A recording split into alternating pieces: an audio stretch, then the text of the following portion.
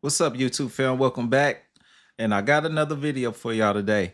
And I know we all tired of being in this rat race. It's crazy out here. The economy is like it's real bad. I mean, I can't say whether it's gonna get better or not. I mean, it's you really can't tell because one minute in our country we could be doing good, and the next minute we could be doing bad, and everything could change in the blink of an eye. Now, we need to do whatever we can to get up out this rat race. I don't care what you do or what it takes. If you ain't figured it out and got and started a business or successful or got a good job, but at the end of the day, I really don't care about all of that because all that stuff is hard work. It's like we need to put ourselves in a position to where we good all the time, no matter what the economy is like. So, we about to get into this video right here. It's why so many young adults are still living with their parents in the US, and which is just something I agree with. A lot of people don't agree with it, but I do, because if you take a foot back into history, every time you back then people was having like 10 kids, and once their kids got older, what they do, they help with farming, they help around the house. That's more hands is better than one. And everybody went out there and worked and did what they had to do for home. Work to keep food on the table and make sure shelter was good without this pan all the time. And I know we still want to live this American dream and have all this good technology stuff, lights and all the electronics and all that good stuff. Yeah, we want that, and it's a way we can still have those things without you know getting pushed in a situation to where you lose it all. Because that's one thing, man, we don't want to lose all our stuff once we get that stuff, and so many people get in that situation, lose everything, have to start all over again, which is a big headache. But I do believe we need to stick together, live in one house, everybody take a bill so we can stack our money and be real cool and not have to worry about what's going on. I mean, if we get fired, I'm like, or if you even want to quit a job, you can, if you don't like what's going on at a job. We gotta let these people know they need us. You know what I'm saying? We need each other. This is teamwork, and we all gonna respect each other. But let's get into this video right here and check out what's going on. About 1 in 3 Americans between 18 and 34 years old live with their parents. And while you may have heard more about this recently, this trend isn't new. Between 2005 and 2015, the share just grew very steeply over this 10-year period. Since then, it's been fairly stable. There was an uptick, of course, during the pandemic. In the wake of the pandemic, those rates of parental co-residence are now about where they were right before. Part of the reason we see this escalation of young adults not leaving the nest or returning to the nest is this idea that it was harder and harder for them to weather shocks. Nearly 30% of Gen Z said they would like to save, but don't make enough money. And roughly 2 in 5 millennials and Gen Z adults feel it's harder to build financial wealth now than when their parents were their age because of the economy. 27-year-old Victoria Franklin has been living with her mother in New Jersey since she graduated college in 2019. I saw all of the money that I was saving, and I thought, maybe I should stay home for a little bit, and I didn't feel an urgency to move out. Not everyone is enthusiastic about this trend. You guys are making 6 figures together. You can't tell me you can't afford a house. They just don't want to spend their money. Told ya. 36% of Americans said. Yeah, see, I feel like, your parents, I know you probably, waited all them 18 years to get your kids up at the house, but looking at this house right here, they look like that's enough room for all of y'all. So everybody can stack their money and live good. I mean, it makes sense, they make 100,000 together, but I mean, come on, you go get a house right now. I mean, with the cars and food and the price of living, that 100,000 will become like making $20,000 a year. Crazy. That in a 2022 survey that more young adults living with their parents is bad for society. So here's why young Americans are choosing to live with their parents and what the implications are for the U.S. economy. My name is Victoria Franklin. I am 27 years old, and I live in my childhood home with my mother and my boyfriend. Victoria graduated from the University of Miami in 2019 and moved in with her mom when she was looking for a job. After I saw the cost of living and things like that, after I graduated that maybe I'd be home for about a year. More than half of Gen Z adults say they don't make enough money to live the life they want due to high cost of living. I ended up bartending and waitressing until October, where I got my first offer, so it did take a little bit longer than I expected. Currently live at the Jersey Shore, and I was commuting into New York City, which takes about 2 hours each way. And I thought, in 6 months or so, I'll move into the city, be closer to the job, and the pandemic threw a wrench in those plans. Victoria now works a fully remote job, which she says she probably wouldn't have if it weren't for the pandemic. Without a commute to worry about, she was able to stay at her mom's for longer. It's a lot harder for young people today to save up for, markers of the American dream than it was for previous generations. Part of the reason we see this escalation of young adults not leaving the nest or returning to the nest is this idea that it was harder and harder for them to weather shocks. And so, for example, if they suffered a layoff or they suffer some sort of health shock or they got in a car accident, if they didn't have any additional credit to weather that shock, they would end up moving back home. And the crazy thing about it, ain't no way, like if you get sick, or gotta go to the hospital or you get into a car accident, that could be it.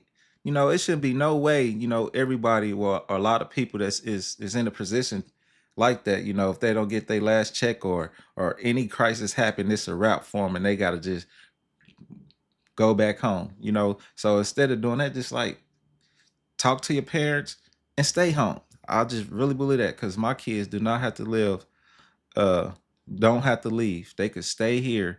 And, once they get better jobs, hey, take a bill. They got their own privacy. They could come in and out when they want to and everything. Me and my wife, they parents, we got our privacy. And guess what? We could kick it together. You know what I mean?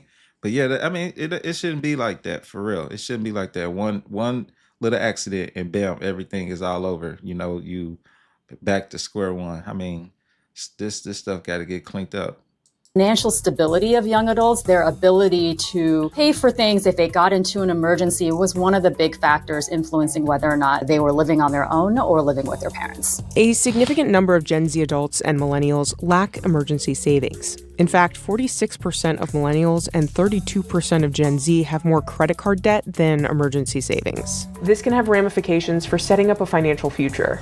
And then it's crazy, this country, preaches don't be in debt. And, they want to force everybody else to pay off their debt when they get in debt. But our country, the United States, debt is in about $40 trillion. So it's like, as you've been a leader, how can you tell everybody don't get in debt and pay your debt when you in debt and don't even pay your debt? That's crazy.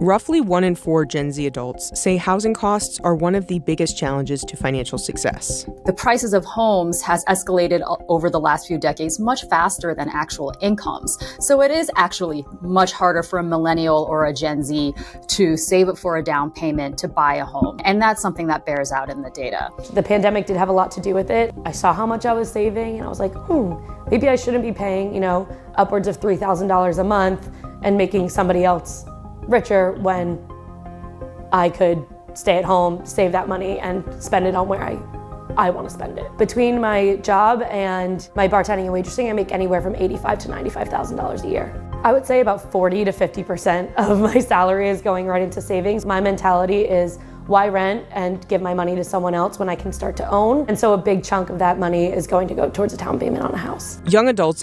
And I believe instead of putting a down payment, I believe they should save up to buy a cash house. It's like that's the bite down time when you staying at home, with everybody working together. Stay there for 5 to 6 years to save up $300,000 because you could do it. It's nothing wrong with going to work, but when you're going to work, you want to be able to make it worth it, so you can make it worth it. If you cut back all your expenses or everybody, family living together, saving up their money, take a bill, you pay one bill, little gas. Well, and she working remote. She could save a lot of money, especially if she bringing in almost 90,000, almost, I think, yeah, she said like 90,000 a year. And if her boyfriend stay there too, and he working 3 or 4 years, 4 or 5 years, they could save up $250,000, $300,000. and buy them a cash house. Now that'll be perfectly worth it. And then the process could start all over again. When they have a family, their house is already paid off. They just paying taxes yearly. And yeah, and then they could let their kids stay there to get ahead. Uh, Sounds like a plan. That's the thing to do. That's what I do for sure. And especially us in the Black community, we need to come together and to live with each other so we could cut back on expenses and be secure and make this stuff happen. Hold up, it was something. What the heck I was wanting to say? I forgot. Maybe I'll think about it on the next one. Ages 25 to 34 in high cost of living areas are more likely to live with their parents. Nearly 26% of young adults in New Jersey were living with at least one of their parents in 2022. The median household income in Oceanport, New Jersey, where the Franklins live, was nearly $133,000 in 2022, while the median value of a home in the region was around $644,000. My dad. That's crazy. That's crazy. Now, who in the hell is supposed to be able to afford that? I mean, the thing is, a lot of people that's already successful and not down here at the bottom with us, I seem like they can't get it through their head that people can't afford this, and just laughing about the stuff like, yeah, raise the prices, the value go up and up and up, but not thinking about the people that's actually going to buy this house or what jobs they work in. Like 70% of the country, you know what I'm saying, making, I think it's something like that. They're making around like $70,000 a year. Like, how in the hell can you afford that? And even people who got these apartment complexes and houses, period. I mean, they want people to make 3 times the rent. I mean, that's crazy. I mean, back then, the only thing they was worried about was if you could just pay your rent every month. That's it. They don't care what you did with your other money. They didn't even care if you didn't have no money to pay your light bill. As long as you could pay that rent, that's all that matter. But now they want you to have 3 times the income to, you know what I'm saying, to move in a rental property. I mean, it's like these people, it's like they don't think with logic, They don't think with, it's just like they just don't care. That stuff is crazy. That's why we got to come together, live together, cut our expenses and stack up this money and go out here and buy the stuff cash. Dad built this house for $350,000 and was making probably $10,000 to $15,000 less than I was. My mom wasn't working at the time, and they were able to afford a $350,000 house on a $70,000 a year salary with a son. And that's not even the American dream anymore. That's not even possible. My aunt, who I fight with all the time, is always saying how you have to give somewhere, right? And my cousin said something to her the other day and said, we're giving everywhere. We don't get property. We don't get good school systems. Whatever we're trading off is too much to trade off. Victoria had brought up some conflict with her aunt a few times. Oh, this is my Aunt Judy. So I asked Aunt Judy to come on over and talk to us. I talked about how much we fight about millennials, yes, but millennials living at home, and how you always say, well, you have to sacrifice something, but how much we're sacrificing. Like, we don't get like a big property, or we don't get like a nice house, or it's not in a good school system. But you have to start somewhere. You have to start anywhere. Just start your portfolio is what I told you. I don't care what it is. You don't have to live in Oceanport your first time. No, but you were able to live in Oceanport the first time. Okay, I guess it was different times. Gen X and baby boomers may have a tougher time understanding what young adults are going through today because they enjoyed, until the pandemic recession hit, a solid almost 15 years of uninterrupted economic expansion. Baby boomers, Gen X, they weathered many economic downturns, including major recessions. But I think the big difference is that when they were starting to form their own households and starting to accumulate wealth, housing and higher ed were both more affordable relative to their incomes than they are now. When I started out, I was making $35,000 a year. That was nothing. And he was making $35,000 a year. You guys are making 6 figures together. You can't tell me you can't afford a house. They just don't want to spend their money. Told ya. I'm sorry. No, I don't know. Do you want it? What was my first house? 250 maybe? 270? That doesn't exist anymore. Where am I finding a $270,000 I'm house? not making $35,000 a year. Combined, we made 70. In 1995, $70,000 was the equivalent of $145,000 today. Yeah, look at that, see? Yeah, that's what I'm saying. People just be talking out of the side of their neck, not even knowing what's going on, thinking it's the same. Not even just not even thinking outside the box. One thing I know is about old people. Once they get set in their ways and they know what they know, they just cut it off right there. Crazy. We do also have a situation that what is really good for an individual person or an individual family is not necessarily good for the entire macroeconomy. The Federal Reserve estimates in a 2019 paper that young adults who move out of their parents' house would spend around $13,000 more per year on things such as housing, food, and transportation. One of the big boosts to consumer spending is when people form households. Whether you're a renter or a buyer, you need to furnish that house. You need to fix things up in the home to make it livable. You end up spending a lot of money during that time. So if the pace of household formation slows down, then that's going to slow down the pace of consumer spending, and that will produce a drag on the economy. Another issue is that there aren't enough affordable properties in popular areas for younger people who are in entry-level jobs and making less money. Any sort of housing policy needs to be multi-pronged. Are there homes that are at the price point of these prospective home buyers? What can we do to increase the housing supply? What can we do to build? What can we do to help elder Americans, to help them downsize and move into more right-sized homes that will open up larger homes for young families? So I think one alone is not really going to do it. We've got to look both at demand as well as supply. The other major factor here is how much student loan debt young Americans have.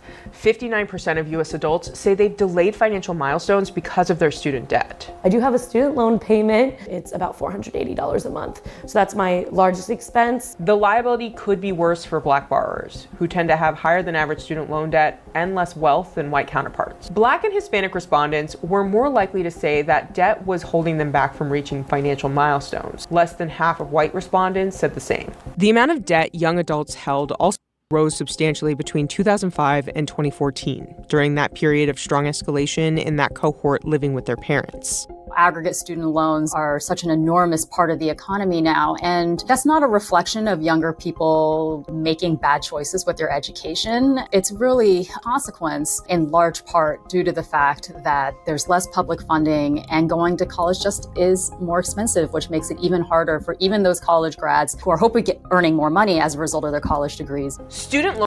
And another thing, I don't see why in the hell going to school is so damn high. I mean, I don't care if what you're going to school for, you're going to make a lot of money for it.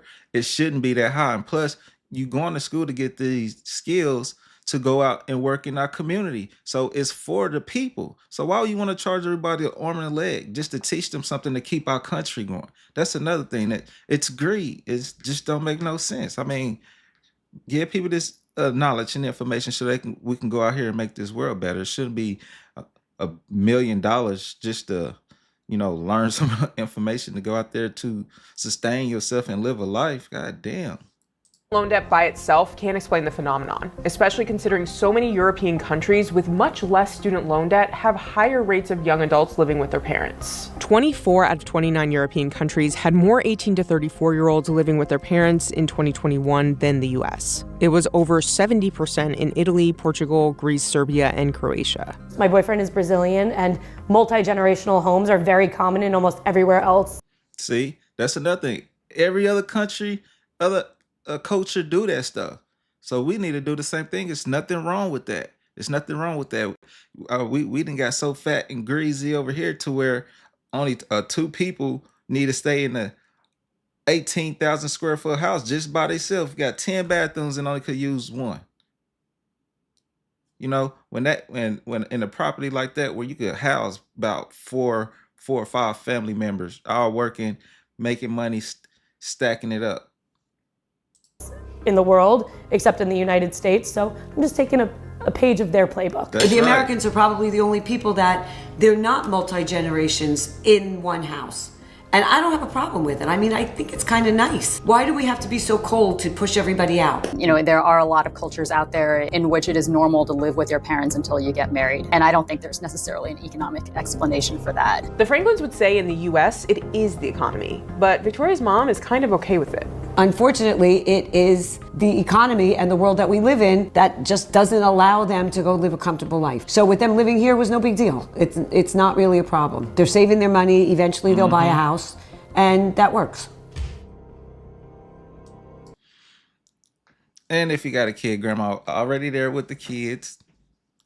You know what I'm saying? It just all work out, you know. And grandma got company. Grandpa, I mean, you know, the grandparents there with their kids, just one big happy family. Like my mother-in-law and father-in-law just bought them a house, and you could tell the way that they had the house set up, it was multiple families standing there because like the whole downstairs and the basement was all fully remodeled, fixed, had bathroom, everything down there. It was 3 bedrooms down there, bathroom, had a living room, and then you know they had an upstairs. So it was at least 2 or 3 families staying in their house, and how they had uh a garden in the backyard where they was growing all their vegetables and stuff that they like to use. They had mint, tomatoes, and you could tell they was probably like Arabic. Uh, the way that the house smells, there's a lot of curry smell in there. But another thing is, we don't know how it's going to be. You know, Trump could get in, fix everything, but he only got 4 years, and then next thing you know, after all that stuff, Trump, you know, fix everything. Another president come in and tear it all down. We need to put ourselves in a situation to where it don't matter what the economy doing, who's the president, that we always gonna be straight. And I believe we do need to come together and start living, continue to live with each other. You know, your kids, everybody. You know, and you know you get your grind on, you work, you know, get better jobs or whatnot, and make it happen. And this is for the average people that work. You know, if you figure out the recipe, like I said, you doing your thing, cool. You know, but this is for the regular people who just want to work and be left alone, and but don't want to lose their stuff. You know, because a job see you go get a new car, and and they got word that you got a new uh bought a new house, and now they want to start acting like assholes because they know you need them now. No, we need to stop, you know, letting these jobs, you know, feel like they got the upper hand on them because we need them. No, we need to come together, live together, stack this money, and be straight. So anytime you feel like you want to quit a job and find another one because they're on some BS, then so be it. You know, but y'all let me know what y'all think about this in the comments. Holla at you on the next one.